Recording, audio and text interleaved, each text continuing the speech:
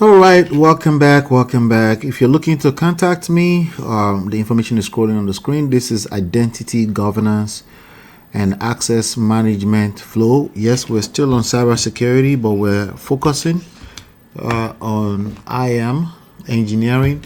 We're focusing on identity and access management. That's IAM, identity and access management engineering.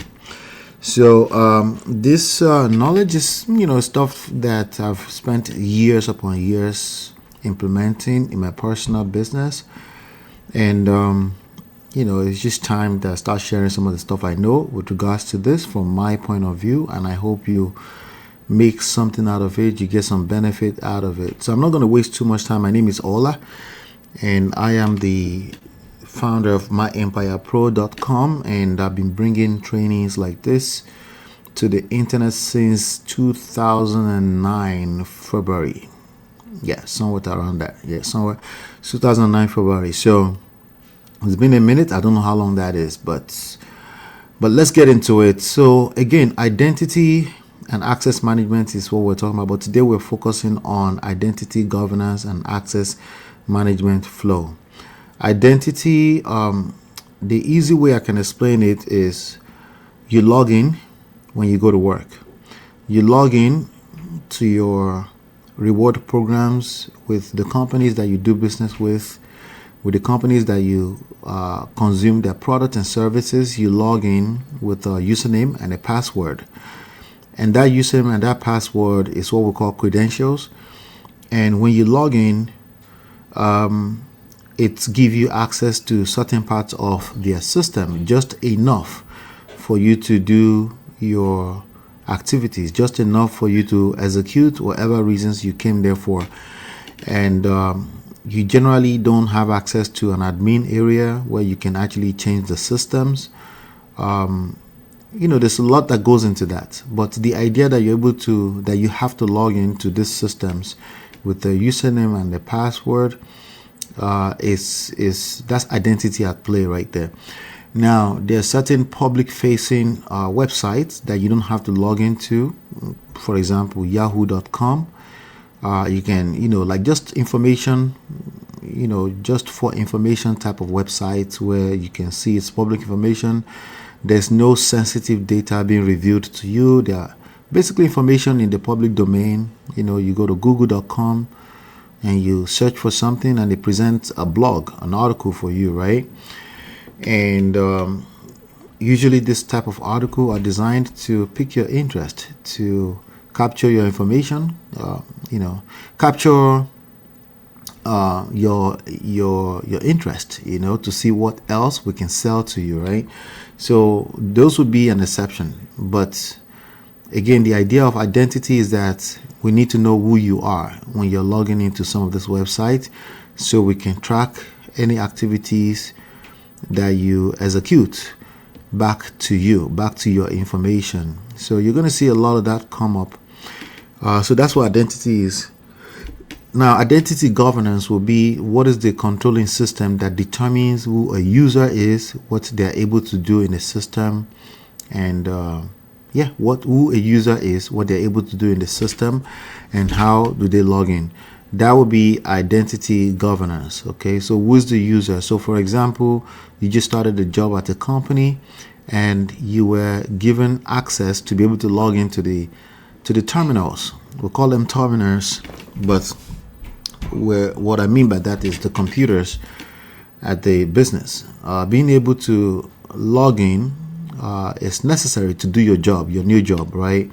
So they give you a username, they give you a password, and you log in and you're able to see the exact modules, activities, the exact applications that allows you to do your job.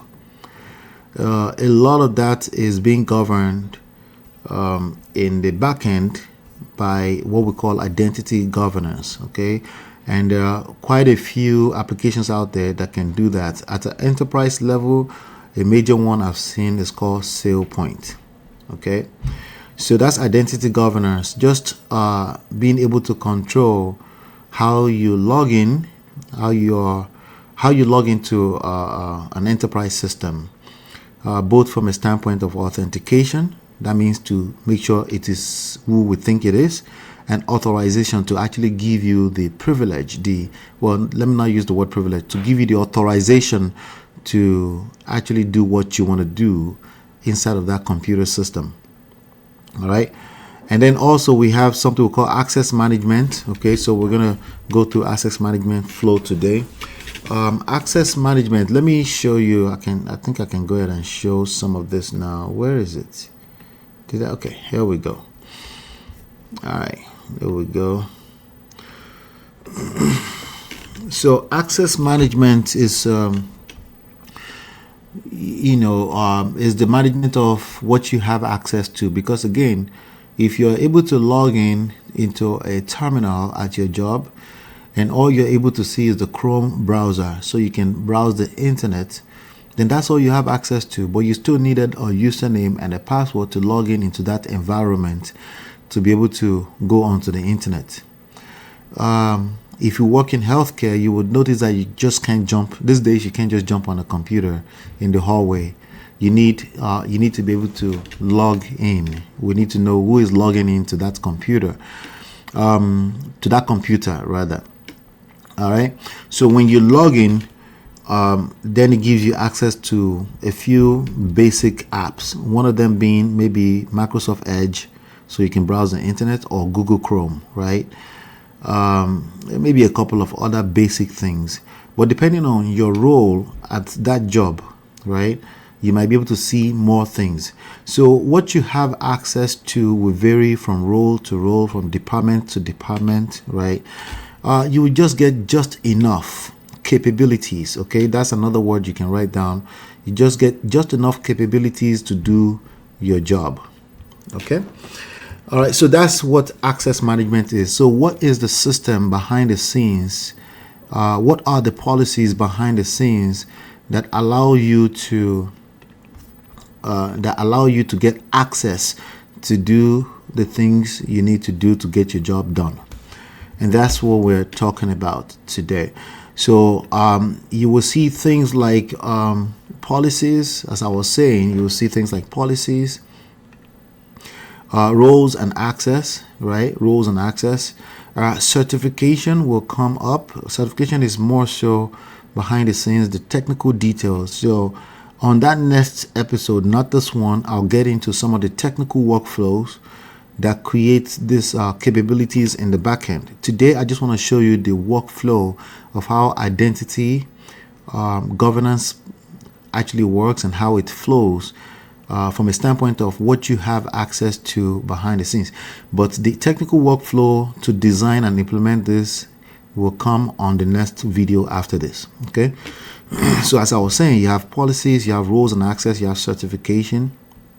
All right, you have compliance. Okay, like I said on previous episodes, there are actual police type framework that actually make sure that we're doing the right thing at an enterprise level and that we're accountable to protecting people's health information and people's identifiable information, people's personal data. So I don't know if you've been living in a cave, but if you haven't been living in a cave, you know that data and privacy is a big deal no matter where you are in our digital world. All right, so let's get into some of the flow. All right, so zone number one, I'm just going to show you zone number one. So the example we're going to use here is that you've been hired into a new job. Okay, so you're obviously going to get access to the computer system of that organization, and that usually starts with a username and a password. That's the most basic that you can understand, right? So, but there's a little bit more that will go into that these days. When to authenticate your access, to authenticate that is actually you are who you are. These days you might see things like multi-factor authentication, right? And when you are at the new job, you probably need access to more than just one application or software to get your job done.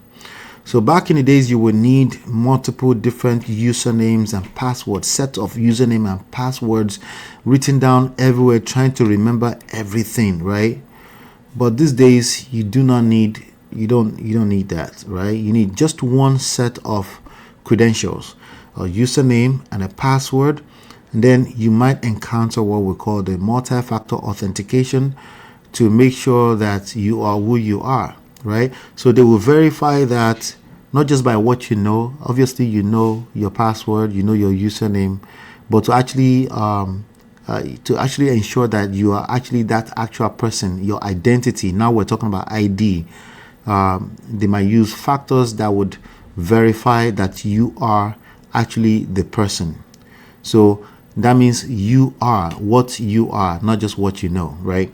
So these days you might see things like will read your fingerprint, things that can scan your face to actually identify who you are. We call them Face ID on our phones, right? Those are all different forms of identity data syncing. Anyway, speaking of data syncing, we have that on the screen right now. So we have what we call the zone 1, the governance brain. An example of an app, enterprise level app, is SailPoint, right? Strategic control and identity lifecycle governance. Okay, it's strategic. In other words, we need to know where you are when you logged into the computer. We need to be strategic about how this is designed for an organization. All right. So, but all of this is sourced from somewhere. So we have called what we call the source of truth. That means we know who you are, we know your name, but are you an employee, right? Yes, you're an employee. It's an HR system, right? But since when? When did you get started on this job? Right? Is this a temporary job? Are you a consultant? Do you have a predetermined date of termination of your roles? But speaking of roles, what exactly is your roles and some other organizational data? What you might see later on as what we call attributes, right? Or claims, attributes, basically some characteristics of this identified person, okay, in the system. So you have what we call the source of truth, the system that becomes the source of truth for every one of these pieces of information is called the governance brain. And if you're in an enterprise organization, enterprise big type organization, you might encounter an app called SailPoint. So it flows, the HR system initiates the data, but it flows into what we call SailPoint. SailPoint is a form of IGA. IGA stands for Identity, Governance, and Administration. And like I've said, is the strategic brain, okay? And these are some of the functions that you will see in an IGA, such as SailPoint. This is some of the functions you might see. You might see identity lifecycle management. I just mentioned it. When did you join the organization?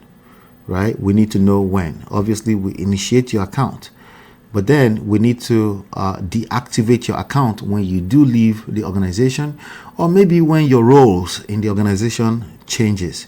And we call that, what do we call that again? We call that the joiner, the mover, the leaver, right? So you will see that come up a lot. Also, we have what we call the access request and approvers.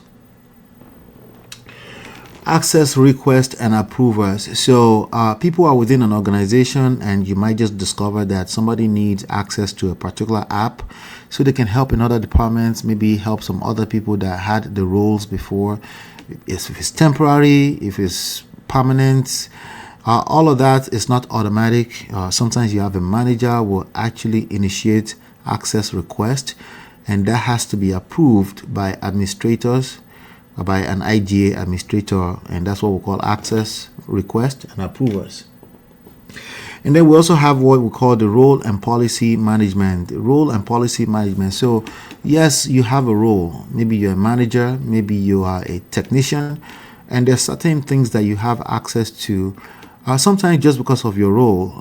For the most part, it's because you are in a department, and they generally like to group these things together so it's easy to manage. Because if you have to make everybody's role and access unique to every individual, it gets very messy very quickly. And those are some of the things that you will learn as we get into the management side of things when it comes to identity, right?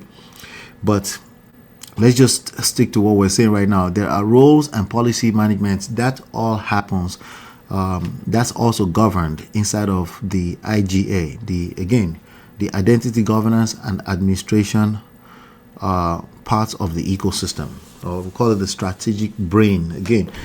And then we have what we call certification and access reviews. Okay, certification is just another fancy word for whenever you approve a person or you provision a brand new account. Whenever those things are approved, those are called certification.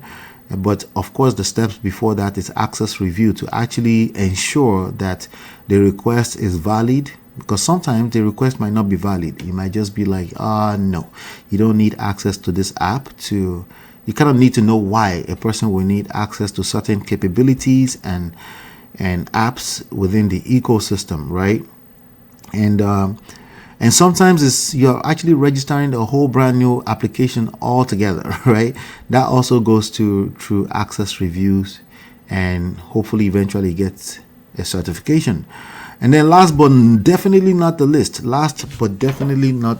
is reporting and compliance.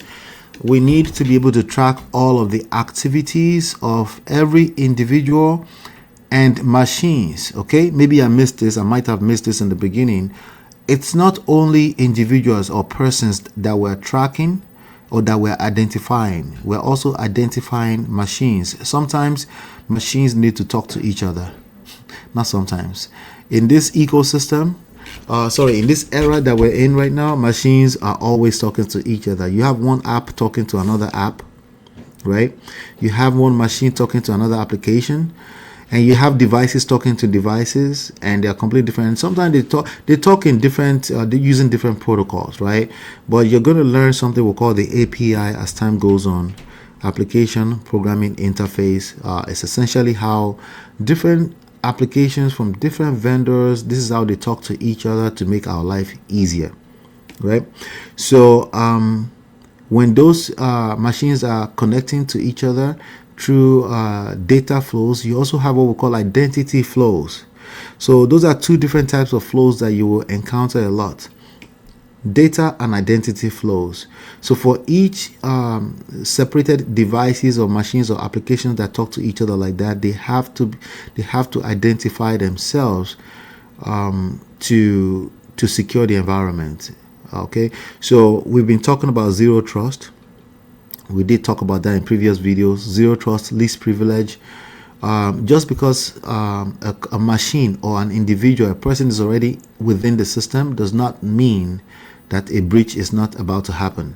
So we're basically going to verify explicitly. We're going to verify every time a trust boundary is being crossed. It's going to be verified all over again, right? And every time that happens, we want to make sure that we're tracking, that we're logging all the activities, so that we can actually audit.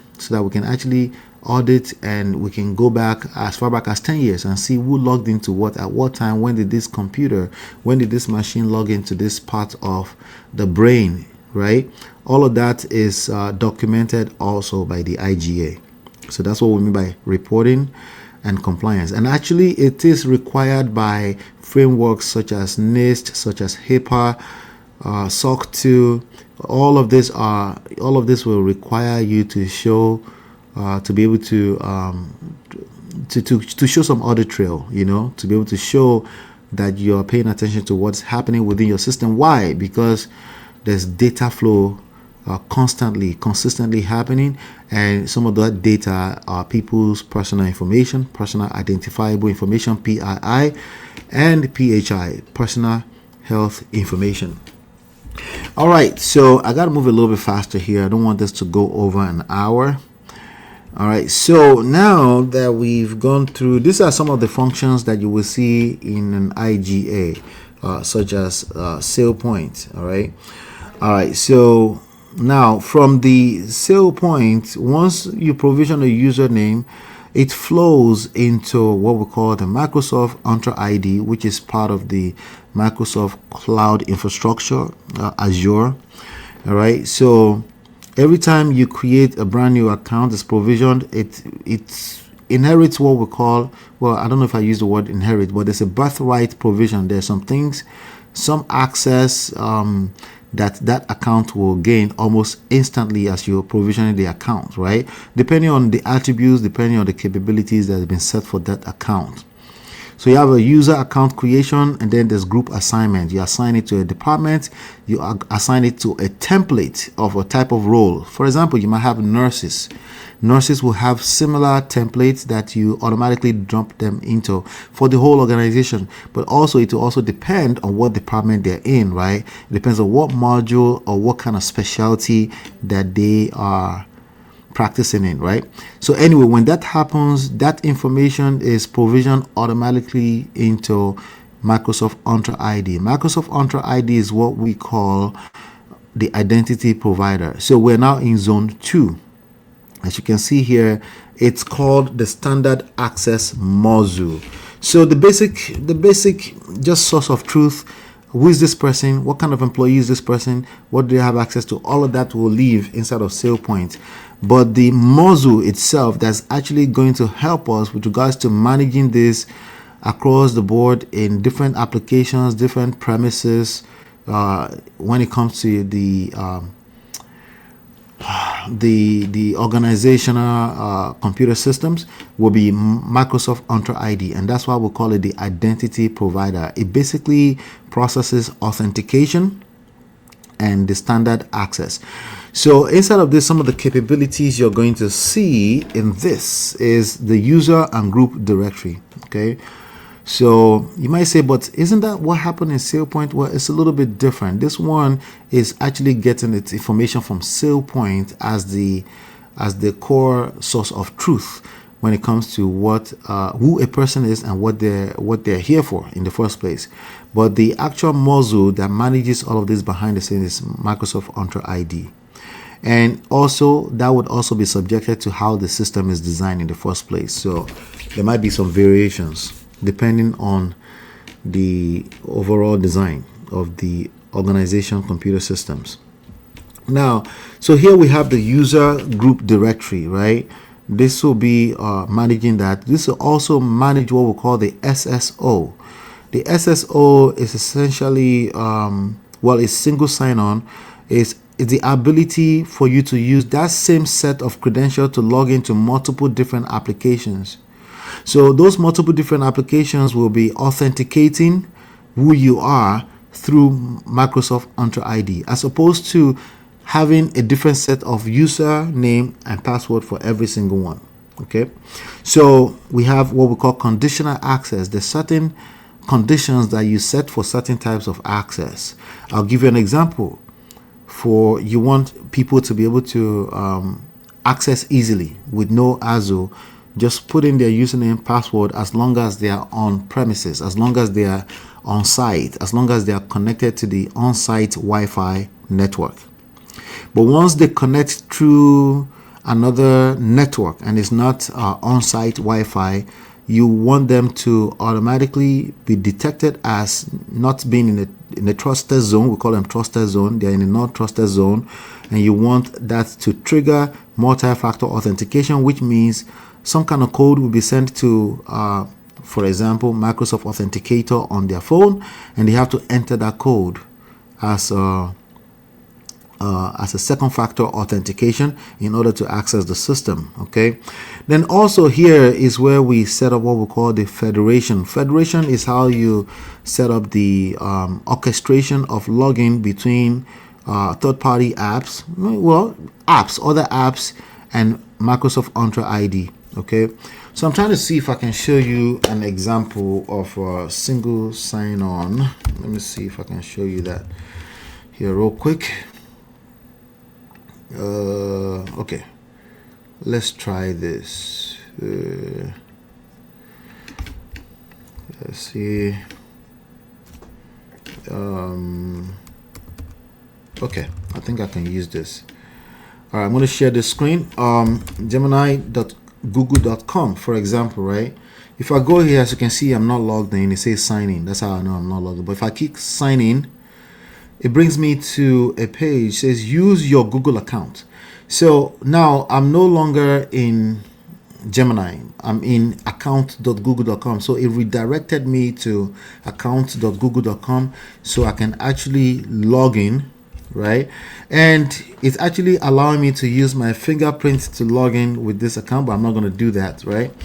But this is an example of a single sign-on, right? So let me see here. Yeah, that's an example of a single sign-on. So you use one set of credentials to be able to log into multiple applications. Okay, so this is what it would look like. Sometimes you might say, hey, sign in with your Facebook account or sign in with your Google account, and you're not signing into Facebook, you're just using that credential to log into another application altogether. That way, all you need to do is remember your Google account, and then you can log into up to 200 different applications. Why are we doing that? Because there's something called password fatigue, which is where people store all this password all over the place in a special note in a journal somewhere. All of that can be potential breach into computer systems, right? So in order to reduce that and to secure the general environment and secure people's personal information, we're bringing it down. Part of security engineering is to bring that down to just one login and then maybe one extra step depending on the conditions, which is what we call the multi-factor authentication. I hope that helps. But again, do your own research behind this. It's just giving you ideas of what's possible here. After Microsoft Entra ID, which is what we call the identity provider. Remember, this is the identity governance and administration. Now we're in identity provider. All right. So Samuel is this OIDC is called Open ID Connect Federation. Like I said, you will learn more about that as time goes on. Okay, but for now, let's just move on into. We're still in zone 2, right? Let me make sure I covered everything in zone 1. Everything in zone 1 is governance. Zone 2 is authentication. Okay, authentication, everything authentication and managing access, conditional access. The example I just gave you, which is using certain signals to determine signals or combination of signals to determine what we call control, a control logic to decide how you log in. Either block, right, or grant access, or require, or request for multi-factor authentication. Okay, those are the three general options you might generally see as determined by conditional access. Let me repeat that. You have grant access, block access, or require additional authentication steps. Okay. All right, we'll talk more about that as time goes on. But as you can see here, single sign-on SSO is going to come up a lot if you're going to become an IAM engineer. Single sign-on login, right? Employee, user, human identity. But remember, we also have machine or application identity involved in all of this. Okay, and when it comes to that, you have what we call we use SAML. That's SAML, SAML, or OpenID Connect tokens. Okay, and by extension, you will encounter what we call the OAuth 2 as a protocol. Okay, so for example, you have that same single credentials. You can use to log into Salesforce. You can use it to log into ServiceNow or Workday, or use it to log into some third-party app. For example, Deputy. So you will see a lot of time when an organization is trying to bring in the third-party application into their system, they, as part of the efforts to continue to secure the environment and enforce the zero trust principles, they would disable the native login facility or capability of that app.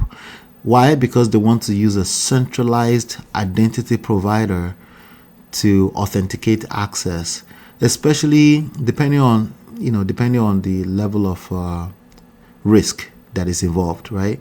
So you're going to see a lot of information about risk as well. Okay, so we're still in zone 2, right? We're still in zone 2. Let me see. Governance, authentication, and now we have something we call the privilege access flow. What is privilege access? Well, you have people that are in the organization that can actually change how the system works. We call them administrators, right? IT administrators, for the most part, is what we call privileged users, and by extension, sometimes you have managers. For example, in healthcare, you might have a clinical manager, like a clinic manager. They might have access to, well, probably not clinic manager, but maybe more so like a principal medical officer or something, like a chief medical officer rather, right? They have certain privileged access because they might need to run certain data reportings from certain parts of the database that a regular employee might not have access to, right? So, but generally speaking, we're talking about IT administrators. So they have what we call the privileged access, and that might be managed by what we call the privileged access management, okay? And sometimes they use third-party apps like CyberArk to manage that. They use it as a vault, an account vault for privileged access. Why? Because they want to record all of those activities at a heightened level, because the risk factor is a lot higher. The risk score, the risk is higher, okay? There's a higher likelihood that if somebody gain access to a privileged account, it can literally take over a company, okay? It can literally take over even the finances of a company or the business continuity of that company, and that would affect business. So this is a higher level of management. We call it privileged access management, or PAM. So again, it's a vault that stores this type of account, and it also records the session. So you have developers, software developers, right? They have privileged access, right? And also you have what we call the secret keys.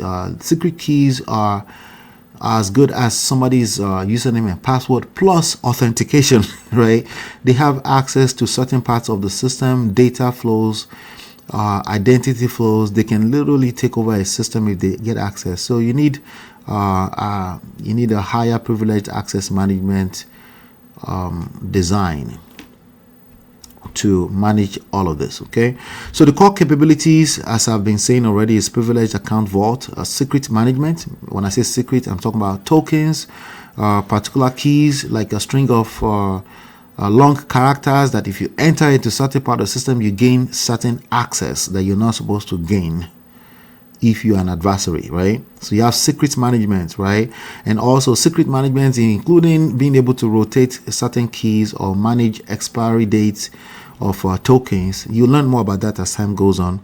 And also we'll have session management and recordings, cookies, session management, being able to cut off a doctor if it shows no signs of activity in the last 10 minutes, being able to disconnect all of that. Or if somebody or maybe like an IT person that's working remotely, being able to manage all of that, So I think I mixed a couple of things together. The idea here is the privileged IT administrators, higher level of access, higher authorities, being able to having the capability or access to change the whole system. That is managed specially. Then we have something we call just-in-time access.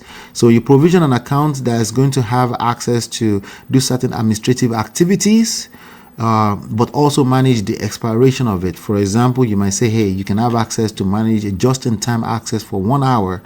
All that is managed by a privileged access management system. And of course, we keep track of everything, right? Privileged threat analytics. So we keep track of everything. Why? So we can actually get some more insights. Okay, we can get some more insights. We can actually use AI to manage some of this access over time and manage what's needed, what is not needed, for how long in the last quarter, how much. There's so much data that we collect from this kind of systems just to be able to manage security posture over time. All right, so IT admin, they check out, they request access, all of that will go through privileged access management. Of course, it's tracked all the way back to identity governance, as I showed you in SailPoint earlier on. We also connect through protocols such as RDP, SSH, like root connection into a server. Yeah, all of that will be managed through a PAM vault, right? So also all of that is recorded, right? Then you can also retrieve credentials. You can also issue what we call the TAP, temporary access passwords, for certain types of accounts, right? So you have session recording, as I said, and obviously access to database, right? Very, very important, right? This is the whole thing. This is the major part of the crown jewel that the organization care about when it comes to data and information, okay?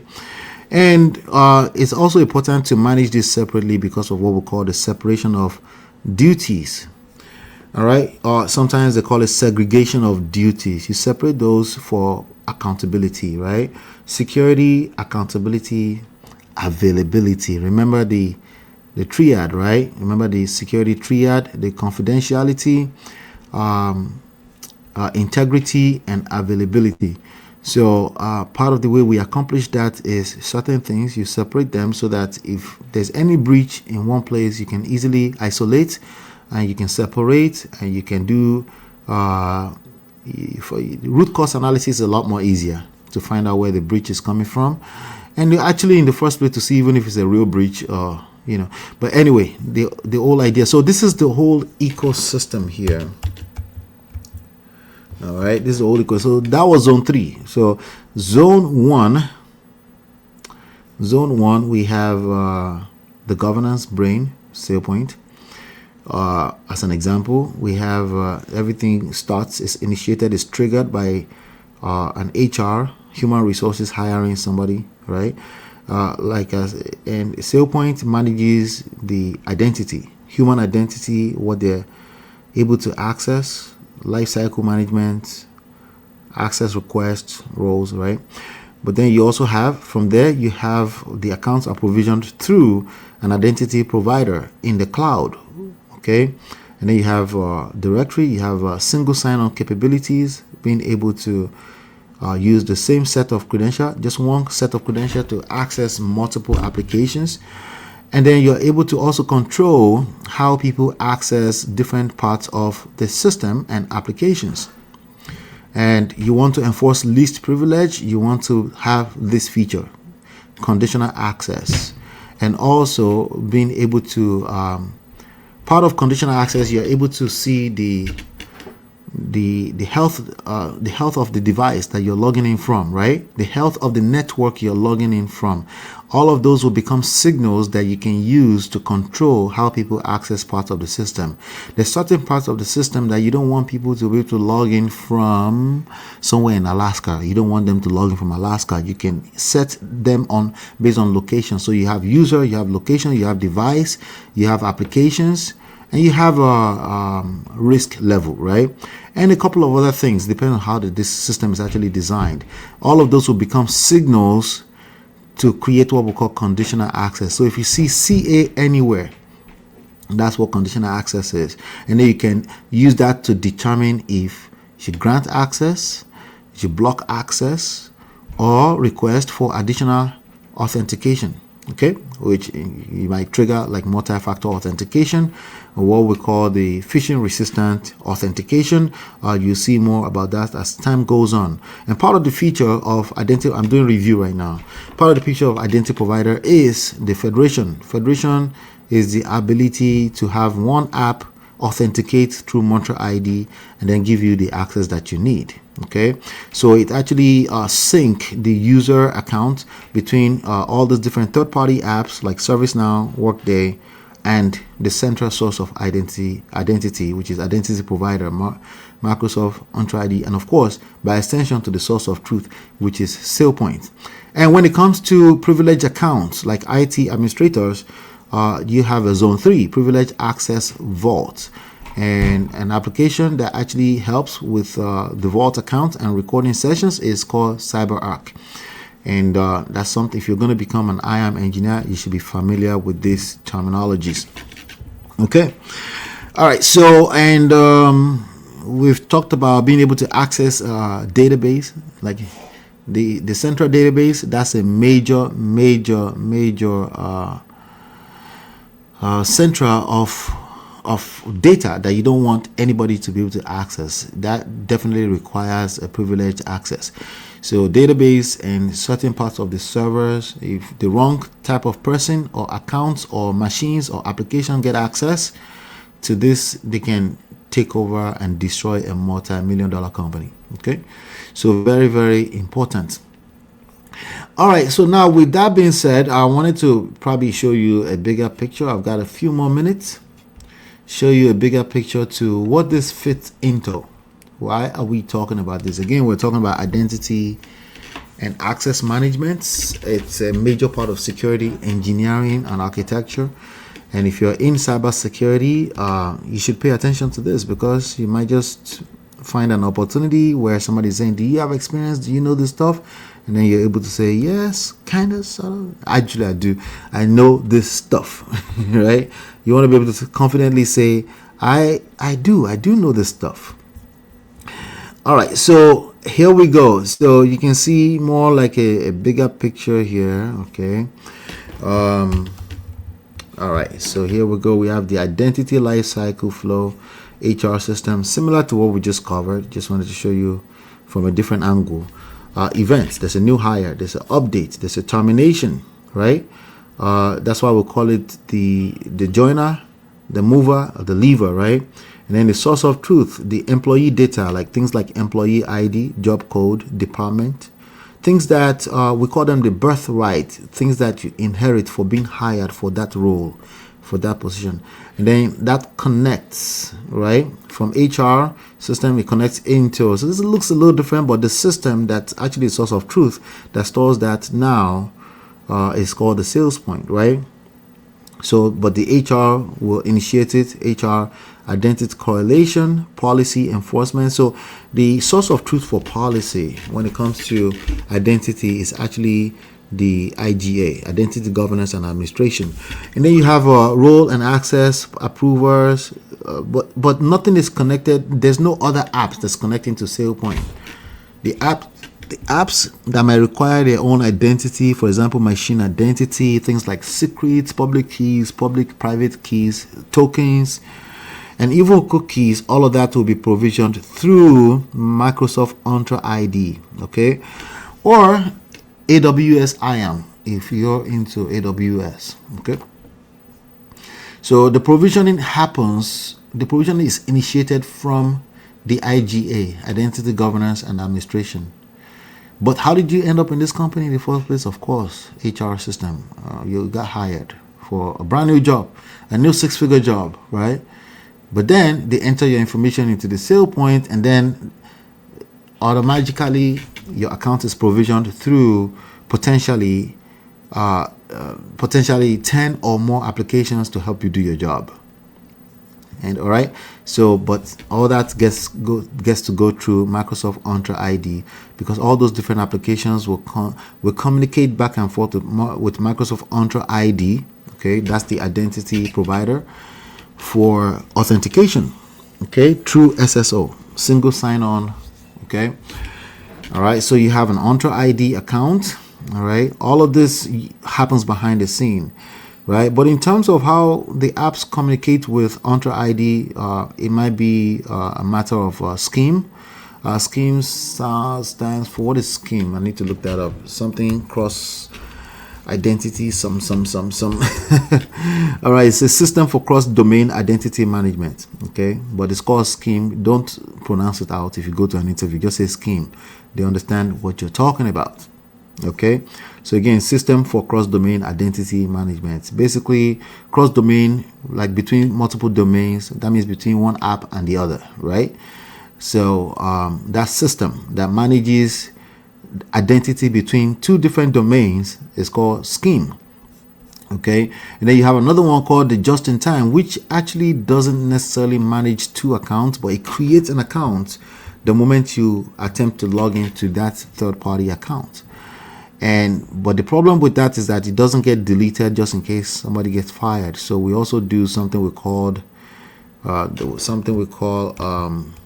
auditing for orphan accounts, to make sure that the organization is not paying for user accounts that are no longer with the company. That can ramp up costs very quickly. Now, Leadership in security organizations, like like your CISOs will worry about that. Having offering accounts that's just ramping up costs across an organization with 20,000 employees, you better know what you're doing, right? So Scheme would be a way to provision accounts through a third-party app, JIT, or we'll call it JIT, just-in-time creation also. But you learn more about the difference. I'm going beyond myself now.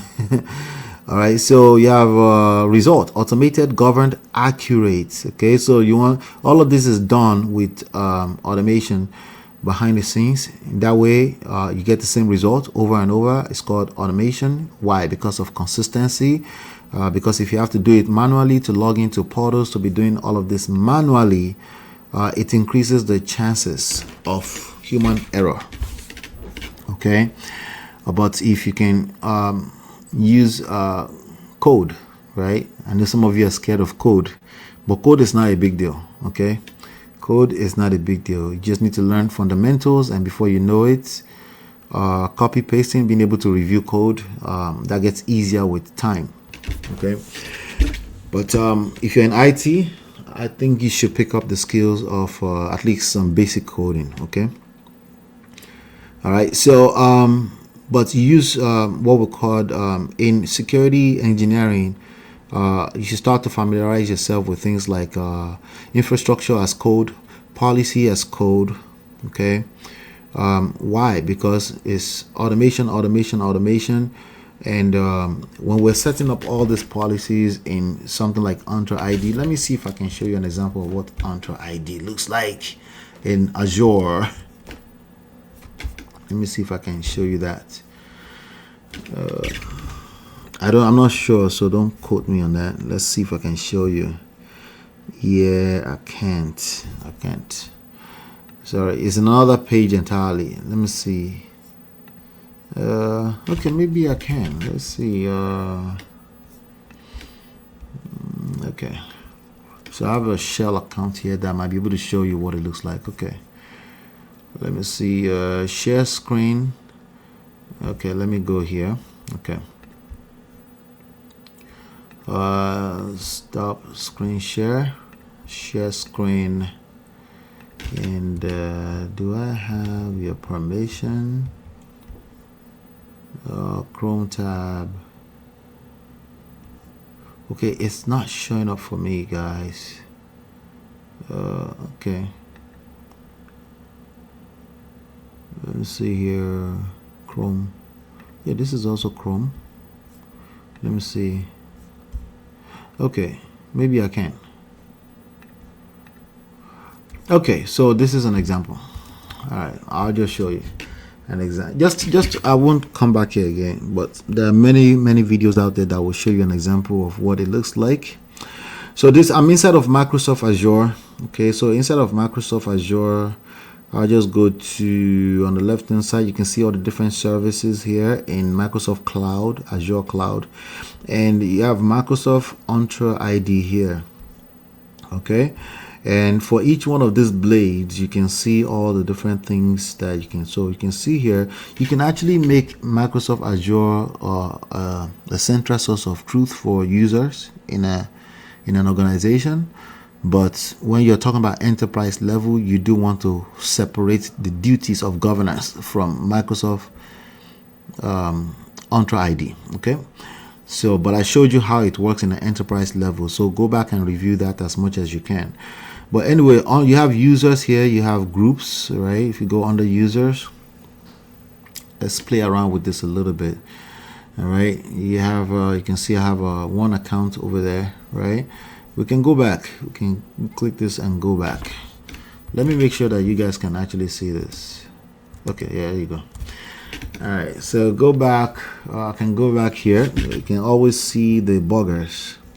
The menu, go back to Microsoft Entra ID. You see on the left hand side, you have groups, you have external identities, right? You have third-party apps that need to connect into Azure, into Entra ID. You have roles and administrators level. You have administrative units. you have delegated admin partners, you have enterprise applications, you have devices, right? So remember, you also check for devices, and you check health of device, you check the status of a device. Do you have to do inventory of all the devices in the all the workstations in the organization? You keep those kind of stuff here. Why? Because you're not just going to allow any device to log into the environment or certain parts of the environment. That's the whole point of enforcing zero trust principle, right? Let's keep going here. Excuse me.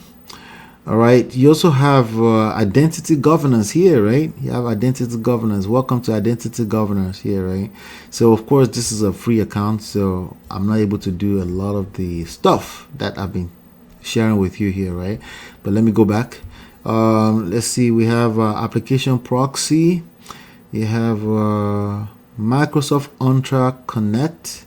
You learn more about all of that over time. Also, you can also set up your password reset. You want self-service password resets. Self-service SSPR, that's also going to be a part of the conversation as time goes on. I'll be sharing more. You have mobility, right? MDM, like you have certain applications, like you have Apple devices connected into this system. You want to be able to manage all of that here. Then you have cross-tenant synchronization. Sometimes within the same organization, the cloud is divided into tenants, or certain services are divided into tenants. Those are, again, practice makes perfect. You flow more with the linguistics over time. If this is something you truly want to do, it's a fun place to be. The way I always tell people is, if you don't want something that everybody is already know how to do, right? You want to do something that actually requires a little bit more of expertise, a little bit more of effort, a little bit of dedication, something that might take you up to 6 months to really start to get better, right? In understanding the languages, the terminologies, the concepts, right? It takes time, but it gets better with time. But the further you go into this, the more you don't have to play where everybody plays, like analyst level, scrum master level. There's nothing wrong with those things. I'm just telling you that it's very crowded at the bottom, okay? And it's not as crowded at the top, okay? Let me see, what else I wanted to show you. Let me go back here to the main blade here. We go back to Entra ID. Under monitoring, we have some analytical tools here. We have audit logs. Auditing logs compliance is a big part of these conversations, because obviously something has to police all of these activities. Why? Because the government, the powers that be, the frameworks, they care about people's personal information and privacy. So as an organization, you will be held accountable, and of course that trickles down to whatever your role is. Okay. Let me see here. Where's conditional access? Conditional access is somewhere here.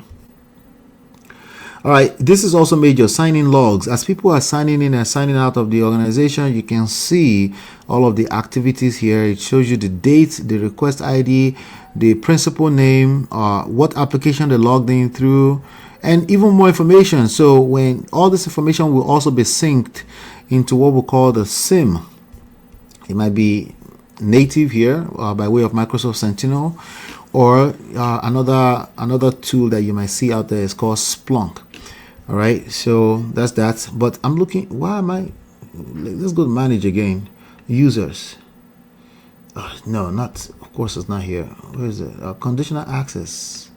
Conditional access. Why do I feel like somebody took away my conditional access? Let's go over here. No, not there. Manage. It will be under manage. Conditional access. Properties. Roles, administrators, users. Let me see here. Okay, as usual, you can probably easily search for something like this: conditional access. I see insights, conditional, Microsoft OnTrack, conditional access. Okay, so I was able to search for it and it brought me here, but you can see policies, um, condition. Okay, it's grayed out. That's why it's not showing. I wonder why. Well, I have a free account, so I'm not surprised. But I was able to search for it and it brought me here. And then under conditional access, you can have what they call named location. Remember what I was just saying about you can actually set up conditional access to decide to either block access or request for multi-factor authentication depending on what location you're logging in from. So you can actually create a group of named location based off of IP address. All of this is grayed out. I think they don't want to give me access, but let me see. Am I logged in? Okay, I think I'm logged in here. They don't want to give me access anymore. Like, I have a free account here, but anyway, if you get a job, you have access. The reality is that like a lot of these capabilities will cost a little bit of extra money, number of users, all that kind of stuff.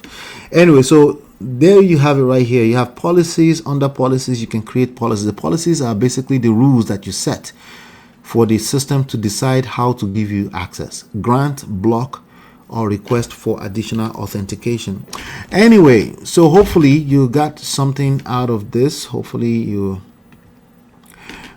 got something nice out of this. If you're looking to get into this, I think this is a good angle to elevate yourself in the IT world. It's called IAM engineering. On the next one, I think I'll be covering. Let me see if I can pull that up so I can tease you a little bit with it. Basically, don't miss out. Again, you never know when these skills will be necessary. It's not necessarily because you need to become an IAM engineer. It might just be a little small extension. Okay, all right. So on the next one, let's see here. Let's remove this. Stop screen. Share screen. Yeah, on the next one, we're going to be going through the senior ID engineers complete workflow overview. Yeah, so yeah, that one, we're going to be going through that on the next one. So don't miss it, but do me a favor, share this with a friend, share with somebody you feel might benefit from this. Okay, and if you're somebody who is already in the field and you can help us master this, feel free to reach out to me. Let's tap into what let's share, let's help the community. I would love to have a conversation with you if you're already in the field of security engineer, in any capacity, even as a network or security engineer or cloud security engineer, IAM security engineer. If you're any one of those guys, I would love to have a conversation with you. Let's help the community. If you're looking for me personally, I do offer consultation on career, business, and real estate. You can go to myempirepro.com/consult and you have access to book a time with me.